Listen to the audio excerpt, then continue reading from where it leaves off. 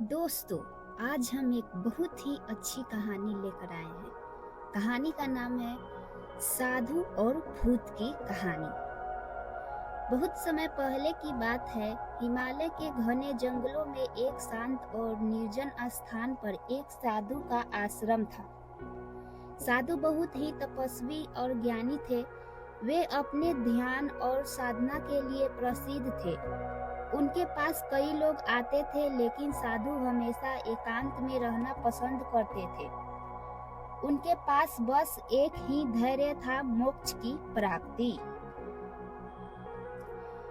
एक दिन साधु जंगल में लकड़ी इकट्ठा करने गए।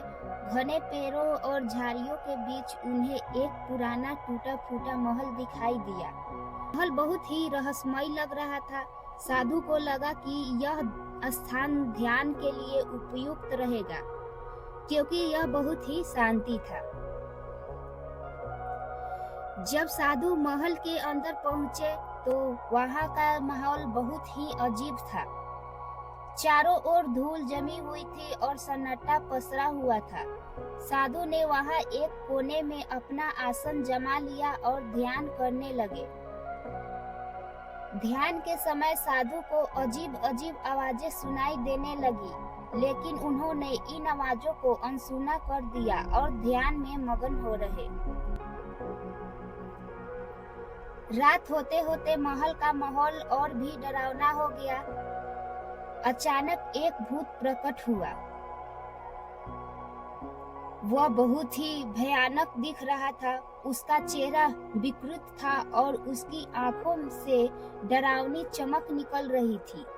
उसने जोर से चीखते हुए कहा, यह मेरा घर है, यहाँ से तुरंत चले जाओ, नहीं तो तुम्हें इसका अंजाम भुगतना पड़ेगा।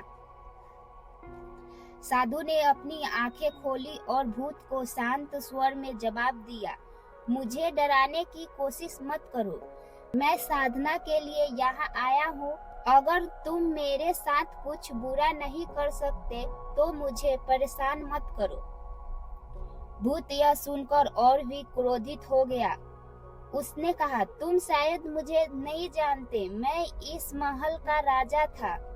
जब मैं जीवित था तो बहुत अन्याय किया करता था। मेरे पापों के कारण मुझे मृत्यु के बाद इस रूप में भटकना पड़ रहा है। मैं किसी को अपने पास नहीं रहने देता। तुम भी यहाँ से चले जाओ।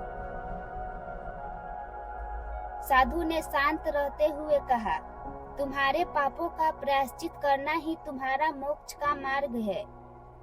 अगर तुम मुझे परेशान करने के बजाय प्रायश्चित करोगे तो तुम्हें शांति मिल सकती है। भूत साधु की बातों को सुनकर थोड़ा शांत हुआ। उसने पूछा, क्या सच में ऐसा हो सकता है? क्या मुझे मुक्ति मिल सकती है? साधु ने कहा, हाँ, लेकिन इसके लिए तुम्हें अपनी गलतियों को सुधारना होगा और प्रायश्चित करना होगा। मैं तुम्हें एक मंत्र दूंगा। इस मंत्र का जाप करने से तुम्हारे पाप धुल जाएंगे, लेकिन तुम्हें पूरी निष्ठा और सच्चे दिल से इसे करना होगा। भूत ने साधु के चरणों में गिरकर प्रायश्चित करने का वचन दिया। साधु ने उसे एक पवित्र मंत्र दिया और कहा, इस मंत्र का जाप तब तक करो जब तक तुम्हें अपनी आत्मा में शांति का अनुभव न हो। भूत ने साधु की बात मानी और मंत्र का जाप करना शुरू कर दिया। धीरे धीरे भूत के चेहरे से भयावहता समाप्त होने लगी और उसकी आत्मा शुद्ध हो गई। कुछ दिनों बाद भूत ने साधु को